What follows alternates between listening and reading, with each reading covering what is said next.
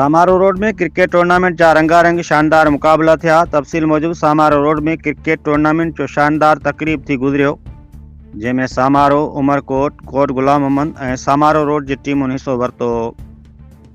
ज़बरदस्त मुकाबला थिया।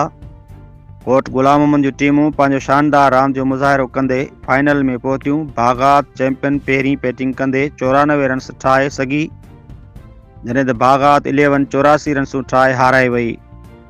बाग़ात champion man of the match जो एवॉर्ड पिणु हासिलु कयो, जॾहिं त बहितरीन बॉलिंग ऐं शानदार बैटिंग करण ते ट्रॉफियूं इनाम तौरु ॾिनियूं वयूं। उन मौक़े ते ऑर्गेनाइज़ेशन महेश मालही, सामारो टीम कैप्टन राहुल माली, रतन माली, भरत कुमार, दिलीप माली, बंसी ऐं ॿियनि मीडिया सां ॻाल्हाईंदे चयो त सिहतमंद मुआशरे लाइ रांदीगरनि खे रांदियूं खेॾण में मुश्किलातूं दरपेश अची रहियूं आहिनि। सामारो रोड खे क्रिकेट रांदि लाइ क्रिकेट ग्राउंड ॾिनो वञे।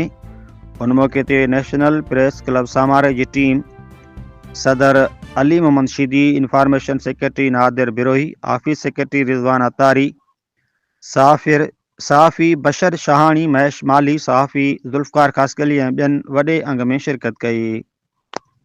Report doctor Hemlal Waghani, divisional bureau chief.